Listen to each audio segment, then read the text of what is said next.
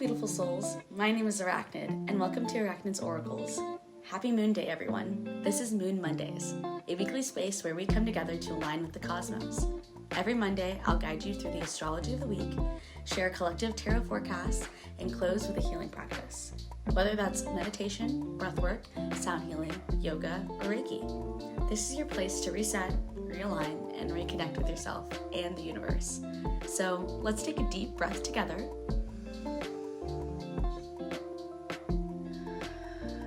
And step into this week's energy. Today's February 16th, 2026, and this February has been really interesting. On February 6th, Mercury entered the sign of Pisces. Mercury governs our thinking, communication, perception, and mental processing. It shapes how we interpret reality and how we express ourselves. So when Mercury moves into Pisces, this energy shifts from logic into intuition. So Pisces is also the final sign of the zodiac. It represents completion, transcendence, and the dissolution of boundaries. So when Mercury is here, our thinking becomes more emotional, creative, and psychic. You may notice this as an increase in intuition, vivid dreams, creative inspiration, emotional conversations, or moments of mental fog as logic gives way to the feeling. So this energy is asking us to stop forcing clarity and instead allow clarity to emerge through surrender. While Mercury was in Aquarius, we were innovating, so we were receiving new ideas, new visions, and new perspectives about the future. So now Mercury is asking us, with the help of Pisces, how do you integrate those ideas with your soul?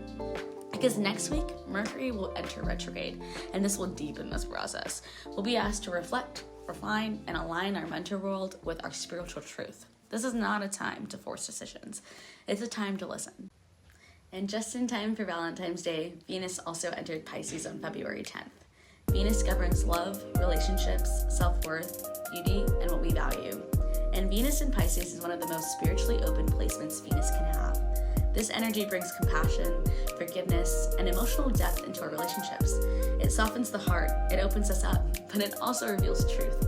So relationships that are not aligned may begin to dissolve. Emotional truth may surface.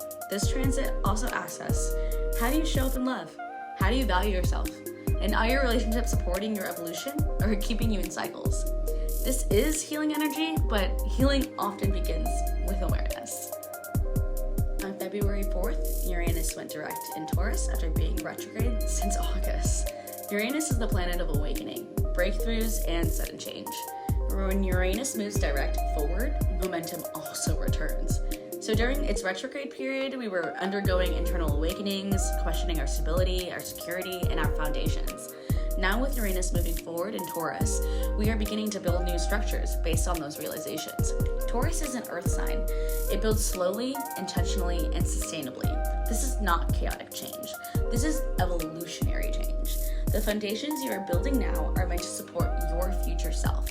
So it comes at no surprise that during this shadow period and this entire retrograde, tons of unveiling, rebellions, and shifts have been occurring. This is all so that we can evolve, and in the earthly sign of Taurus, it ushers this builder energy for us to find grounding and stabilization as a collective, to slowly create foundations that fortify evolution. One of the most significant shifts this month is Saturn entering Aries. Saturn is the planet of discipline, karma, structure, and mastery. Aries is the sign of identity, courage, independence, and initiation. Saturn entered Aries on February 14th, beginning a cycle that will last until 2028. This is a collective initiation into self-leadership. This transit asks, are you willing to take full responsibility for your life? Are you willing to commit to your path? Are you willing to become the architect of your own reality? Saturn doesn't destroy your path, it strengthens it. It removes illusions and replaces them with truths. For many people, myself included, this marks a Saturn return, a rite of passage into a new chapter of adulthood, authority, and self-mastery. This is where intention becomes reality through discipline, courage, and aligned action. The last time Saturn was stationed in Aries, we had extreme technological advancements. Google was founded, Apple introduced the iMac, Netflix even launched a DVD renting service, and after 150 years of British rule, Hong Kong was back in Chinese control. There was a rise in youth-centric media like MTV, and Bill Clinton was re-elected, and then the cheating scandal that impeached him went public. Australia and the UK banned certain guns, and the Heaven's Gate cult enacted mass unaliving. Saturn in Aries throughout the century has brought us the rise of Shakespeare, the French Revolution, the Civil War, and the assassinations of MLK and RFK. This is not coincidence. This is a time of revolution and unveiling. It also asks us, can we act with fierceness, wisdom, and intention? This week is especially powerful because we have a new moon in Aquarius alongside a solar eclipse and the Lunar New Year. New moons represent beginnings. Eclipses represent accelerated transformation. Aquarius governs innovation, rebellion, community, and the future. So this is not just personal change. This is collective change. This energy asks, how can you contribute to something greater than yourself? How can you innovate your life? And how can you step into authenticity fully and unapologetically? This eclipse opens doors that were previously invisible. It activates timelines aligned with your highest evolution. You may feel called to change direction, release old identities, or step into new roles. Trust that what is unfolding now is aligned with your future. All of this energy is corresponding with each other currently. It's all corresponding so that we can evolve and grow as a collective. This week is a threshold between who you were and who you are becoming. And with the Lunar New Year as well, lining from the year of the snake to the fire horse, we are also shedding all of the weight of last year and moving exponentially and accelerating forward with the year of the horse. So now we're going to pull cards to understand how this energy is moving through the collective. We're going to start with the ethereal vision stack. So here I have the spread. We're going to be doing what we need to release this week, what we should embody, and the action that we should hold as a collective. So let's start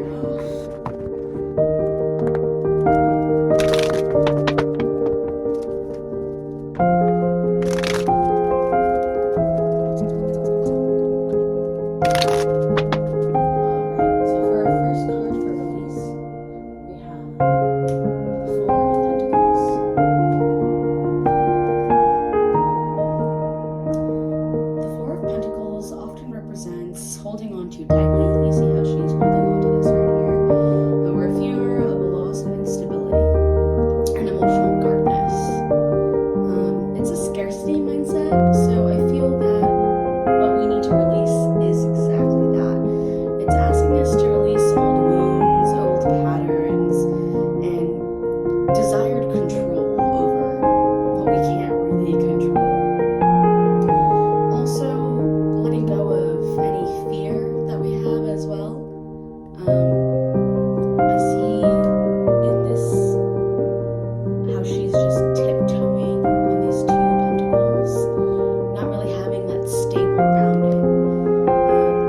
So a lot of this is basically telling us that this hold and collective holding that we have on whether it is people, situations, identity, we need to let this go because it's keeping us from being completely grounded and on our feet.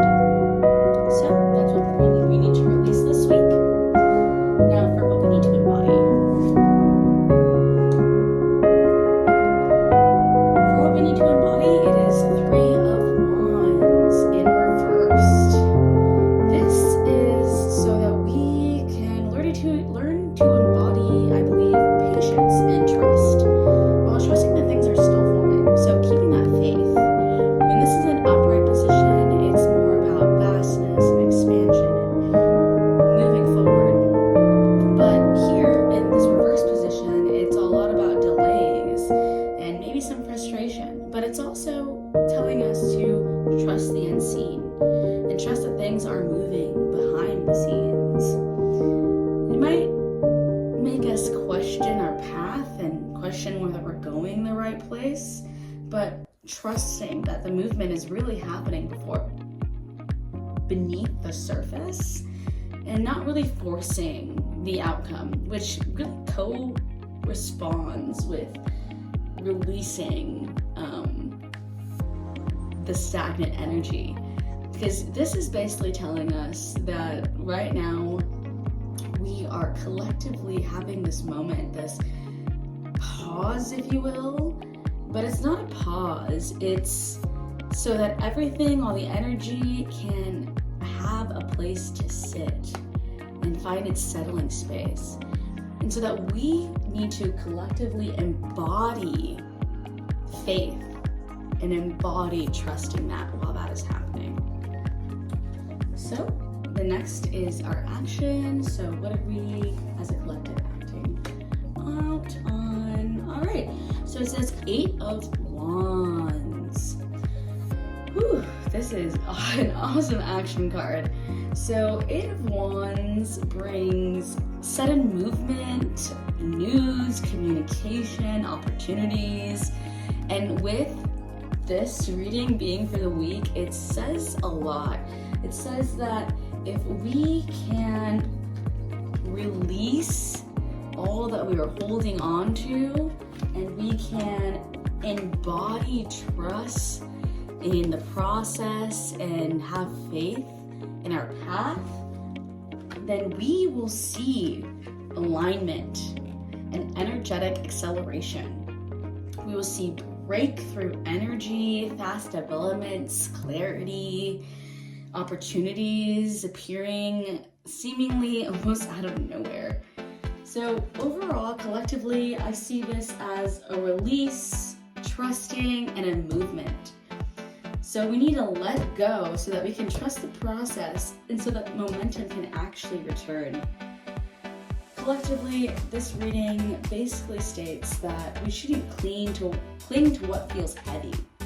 We should be patient even if nothing seems to be happening. And we should stay open because sudden shifts are coming. So I think this very much aligns with what we have in our astrological reading for the week as well, with a lot of shifts in the Aries energy coming to Saturn and basically firelighting this gradual but evolutionary change. And with the new moon in Aquarius, as well as the eclipse in Aquarius as well, this also is ushering innovation and revolution from not just a personal sense, but a societal sense. So I think in a conjunction of all this information, it very much aligns, and it is sparking so much within our collective, so much advancements in thought and in the mind, and so much love and empathy for each other, so that we can come together and fortify evolutionary change on a global way. If you feel called to explore how these transits specifically are affecting your chart, I do offer personalized astrology and tarot readings through Arachnid's Oracles, which you can find in my link tree. Now, we're going to get on to the next segment, which is our healing segment. So for today, we're going to be doing a grounding meditation for our healing segment. I think that this is what we really need as a collective to move forward and to also move with intention. So I'm going to teach you a grounding meditation that you can learn and you can use on your day-to-day. All right. Now, let's sit down in a cross-legged position with a aligned spine and take a deep breath in and a deep breath out.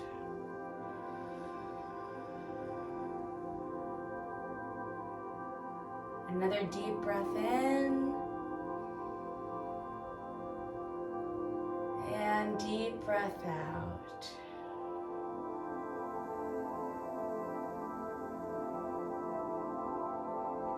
And one more deep breath in.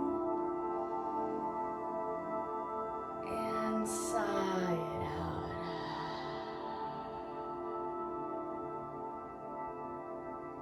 And if you haven't already, close your eyes and begin to imagine all of the energy in your body. Imagine all the electricity that you naturally have in your nervous system, igniting your cells, making your organs work, your thoughts.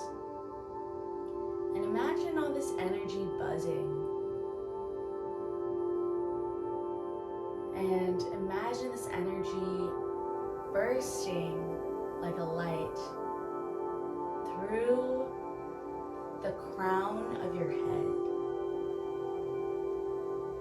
Imagine it bursting up and over yourself. And as it comes over yourself and all around you, it creates this vortex.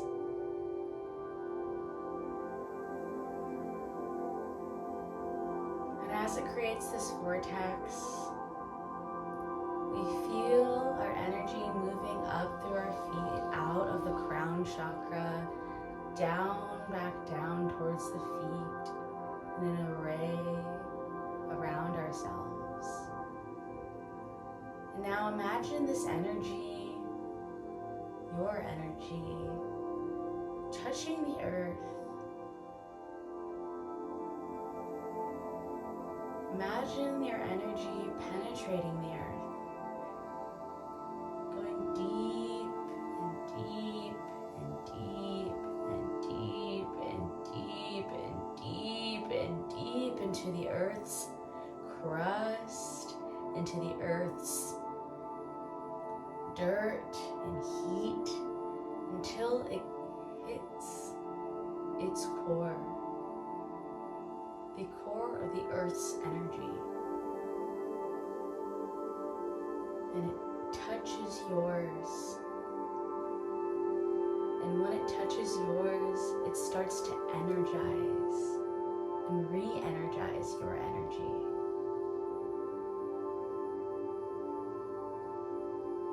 And in this symbiotic energy space, as we are giving our energy to the earth, it is re-energizing our energy. And it creeps up through our energy. It creeps up through it, re-energizing all of the waves, coming up and up and up.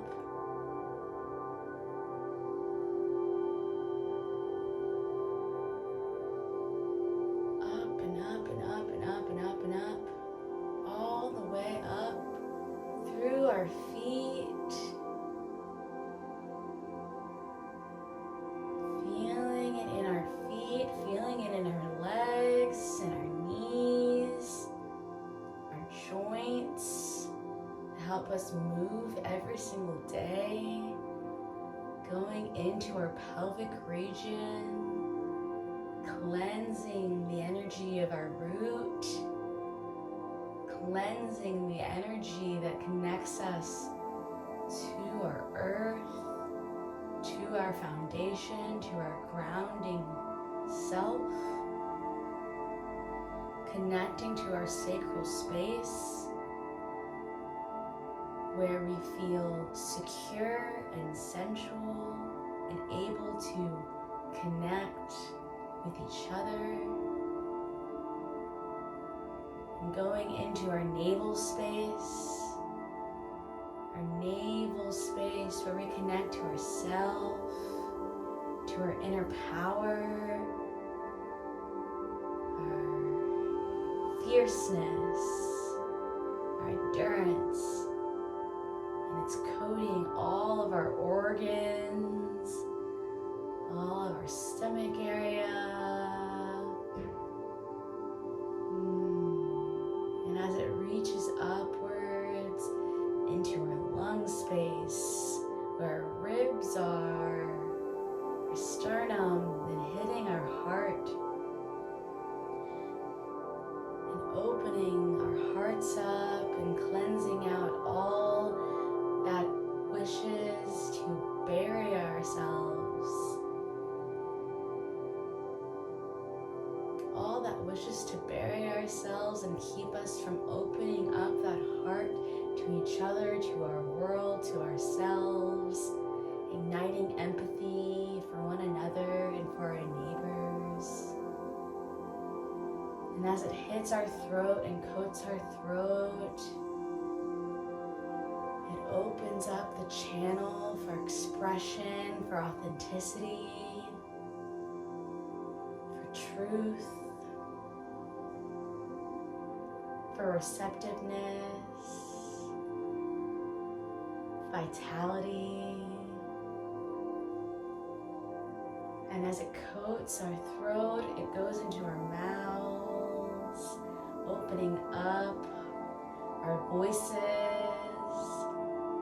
our senses, going into the nose and the nasal cavities, into the ears so we can hear more and perceive more, and be in tune to our selves and the universe. And as it goes into our third eye, into our pineal gland, it helps regulate our sleep, our dreams, our vision for the world and for ourselves, opening up intuition, insight, flushing out all of the toxicity that is pressured on this space by society.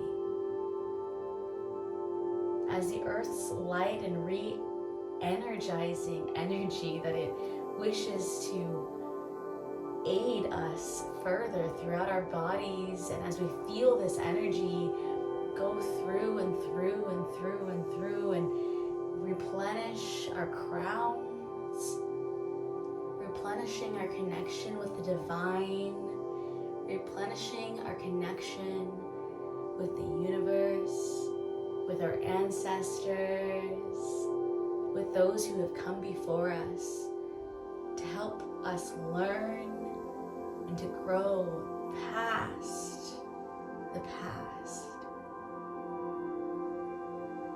We feel this energy and this re-energizing energy bubbling at our crown. You might hear some buzzing in our ears. We might yawn a bit.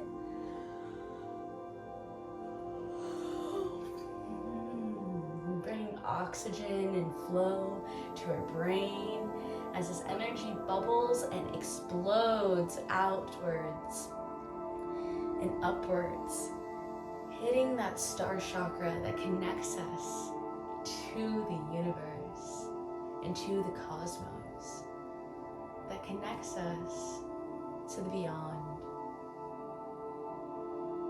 And we allow and we visualize our energy, our re-energized energy that connects with the Earth's energy, that is now connecting with the cosmic energy to bring about not only personal change, but an energetic change throughout history, society, and even on a cellular basis. We feel it. We have faith in it, in our abilities to enact change, to embody stillness and faith, to let go of old patterns so that we can have great momentum. We take another deep breath here. And breathe in as much as you can. And as we sigh out with our mouths,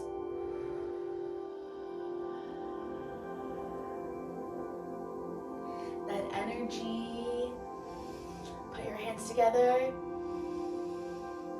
and upwards through the crown. We open our arms out and around ourselves as this energy encompasses our auric field, protecting us, energizing us. And then we place our hands to the ground, bowing your head if you want to, and giving back the energy to the earth. Thanking the earth's energy for aiding us, for grounding us, for connecting all of the life on earth. Thank you, Mother Earth, for all that you do, for grounding me with every single step, for nourishing me with all of your life, with the trees, with the animals and the birds that sing, creating so much beauty and love that we can see and sense. Thank you so much for joining me today. And thank you so much for taking the time for yourself. My name is Arachnid, and this has been Moon Monday.